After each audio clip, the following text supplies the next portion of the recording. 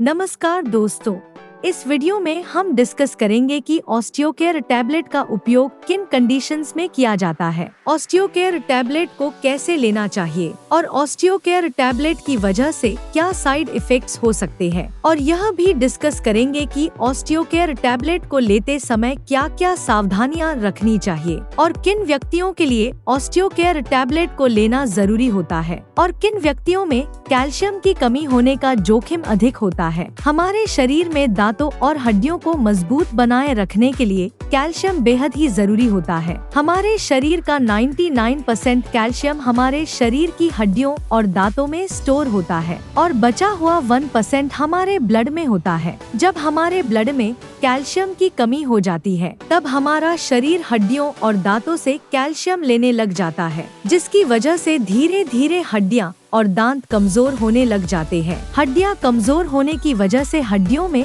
हल्की सी चोट या गिरने की वजह से भी फ्रैक्चर हो सकता है। कैल्शियम की कमी की वजह से दांतों की जड़ें कमजोर हो जाती है और दांत भंगुर होकर टूटने लगते हैं। और छोटे बच्चों में कैल्शियम की कमी होने पर उनके दांतों को निकलने में देरी हो सकती है या लंबा समय लग सकता है। बच्चों में कैल्शियम की कमी लंबे समय तक रहने पर उनकी हाइट भी कम रह सकती है। कैल्शियम की कमी की वजह से बच्चों में रिकेट्स हो सकता है और 19 साल से अधिक उम्र के व्यक्तियों में ऑस्टियोमलेशिया और ओस्टियोपोरोसिस होने का रिस्क अधिक हो जाता है। ओस्टियोपोरोसिस एक हड्डियों का रोग है जिसमें हड्डियां बहुत ही कमजोर व अंदर से खोखली हो जाती है, जिसकी वजह से हड्डियों में हल्की सी चोट या गिरने की वजह से भी फ्रैक्चर हो सकता है। शरीर में कैल्शियम की कमी होने पर शरीर की हड्डियों और जोड़ों में दर्द रहने की समस्या भी हो सकती है। कैल्शियम के साथ विटामिन डी भी लेना जरूरी होता है। शरीर में विटामिन डी की कमी होने पर भी कैल्शियम की कमी हो सकती है, क्योंकि विटामिन डी शरीर में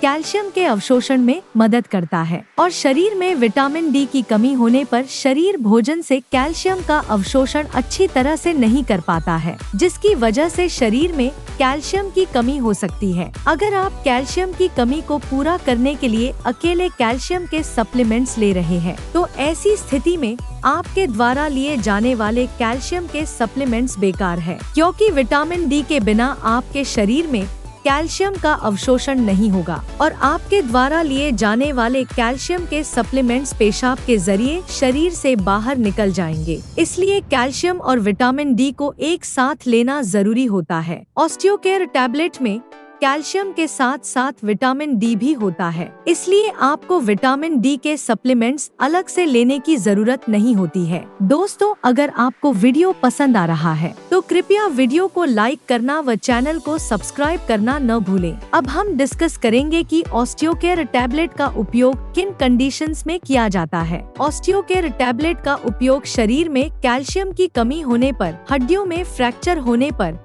रूमेटोइड अर्थराइटिस और ऑस्टियोआर्थराइटिस होने पर, शरीर के जोड़ों, हड्डियों व मांसपेशियों में दर्द होने पर, न्यूरोपैथिक दर्द होने पर यानी नसों का दर्द होने पर, डायबिटिक न्यूरोपैथी होने पर, गर्भवती महिलाओं और स्तनपान करा रही महिलाओं के लिए, ऑस्टियोपोरोसिस होने पर, ऑस्टियोमलेशिया या रिकेट्स होने पर, शरीर में न्यूट्रिशन की कमी होने पर, शरीर में दांतों, जोड़ों और हड्डियों को स्वस्थ बनाए रखने के लिए, और जो व्यक्ति मिर्गी या दौरों की दवाइयां ले रहे हैं जैसे फेनोबारबिटल फेनिटोइन, उन व्यक्तियों को भी डॉक्टर ऑस्टियोकेयर टैबलेट को लेने की सलाह दे सकता है। अब हम डिस्कस करेंगे कि किन व्यक्तियों में कैल्शियम की कमी होने का जोखिम अधिक होता है और किन व्यक्तियों को ऑस्टियोकेयर टैबलेट को लेने की जरूरत पड़ सकती है। जो व्यक्ति शुद्ध शाकाहारी डाइट लेते हैं और दूध, दही जैसे डेयरी प्रोडक्ट्स का सेवन बहुत कम मात्रा में करते हैं, ऐसे व्यक्तियों में कैल्शियम की कमी होने का जोखिम अधिक होता है। इसलिए ऐसे व्यक्तियों को ऑस्टियोकेयर टैबलेट को लेने की जरूरत पड़ सकती है। महिलाओं में मेनोपॉज के बाद एस्ट्रोजन हार्मोन का प्रोडक्शन कम हो जाता है, जिसकी वजह से महिलाओं में मेनोपॉज के बाद कैल्शियम की कमी बहुत जल्दी होती है और ऑस्टियोपोरोसिस होने का रिस्क भी अधिक हो जाता है। इसलिए कैल्शियम की कमी को पूरा करने के लिए और ऑस्टियोपोरोसिस से बचने के लिए डॉक्टर मेनोपॉज के बाद महिलाओं को भी ऑस्टियोकेयर टैबलेट को लेने की सलाह दे सकते हैं। अगर आप ज्यादा मात्रा में प्रोटीन या नमक का सेवन करते हैं तो आपके शरीर में कैल्शियम की कमी हो सकती है, क्योंकि प्रोटीन और नमक का सेवन अधिक मात्रा में करने से शरीर से कैल्शियम ज्यादा मात्रा में बाहर निकलता है। अगर आपने स्टेरॉयड दवाओं का सेवन लंबे समय तक किया है या कर रहे हैं, तो आपका डॉक्टर ऑस्टियोकेयर टैबलेट को लेने की सलाह दे सकता है, क्योंकि स्टेरॉयड दवाओं का लंबे समय तक सेवन करने से ऑस्टियोपोरोसिस हो सकता है। इसलिए ऑस्टियोपोरोसिस होने के रिस्क को कम करने के लिए भी डॉक्टर ऑस्टियोकेयर टैबलेट को लेने की सलाह दे सकता है। इसके अलावा किडनी फेलियर होने पर भी शरीर में कैल्शियम की कमी बहुत जल्दी होती है। जिन व्यक्तियों को लैक्टोज इंटॉलरेंस की समस्या है, उन व्यक्तियों में भी कैल्शियम की कमी हो सकती है। लैक्टोज इंटॉलरेंस की समस्या होने पर व्यक्ति दूध को अच्छी तरह से पचा नहीं पाता है, जिसकी वजह से भी शरीर में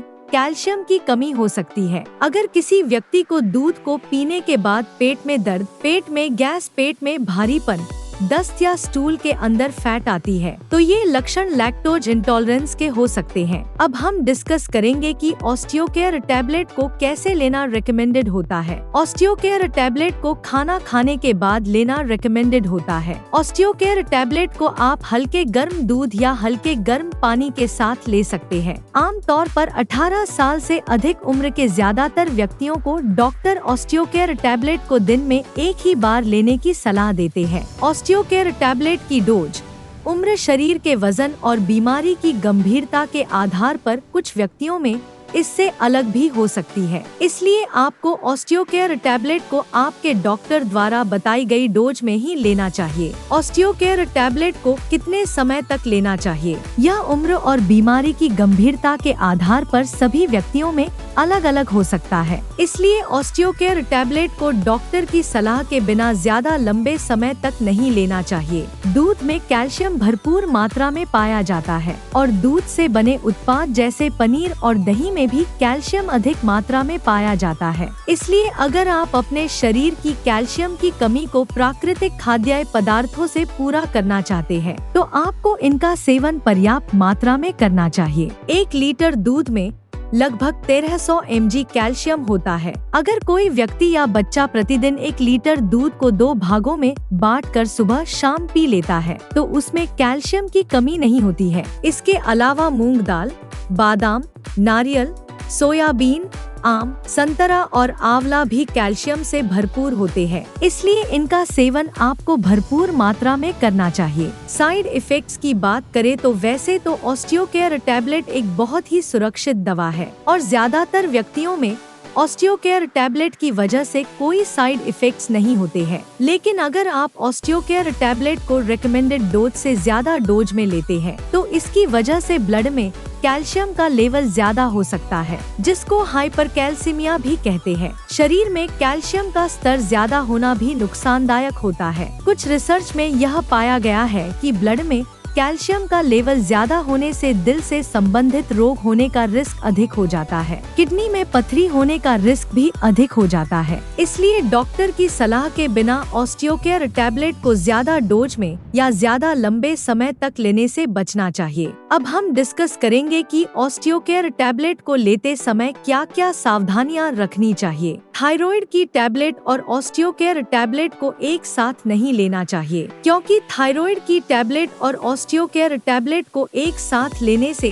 थायराइड की टैबलेट का अवशोषण कम हो सकता है, जिसकी वजह से थायराइड की टैबलेट की प्रभावशीलता कम हो सकती है। अगर आप थायराइड की टैबलेट को लेते हैं, तो आपको थायराइड की टैबलेट और ऑस्टियोकेयर टैबलेट में 8 से लेकर 10 घंटे का गैप रखना चाहिए। किडनी की कोई समस्या होने पर और किडनी में पथरी होने पर ऑस्टियोकेयर टैबलेट को डॉक्टर की सलाह के बिना नहीं लेना चाहिए। आपको ऑस्टियोकेयर टैबलेट को लेते समय आयरन के सप्लीमेंट लेने से बचना चाहिए, क्योंकि कैल्शियम के साथ आयरन के सप्लीमेंट लेने से कैल्शियम शरीर में आयरन के अवशोषण को रोक सकता है। वीडियो को देखने के लिए आपका धन्यवाद। अगर आपको वीडियो पसंद आया तो प्लीज वीडियो को लाइक कर देना, चैनल को सब्सक्राइब कर लेना और अगर आपका ऑस्टियोकेयर टैबलेट से संबंधित कोई प्रश्न है तो आप कमेंट करके पूछ सकते हैं।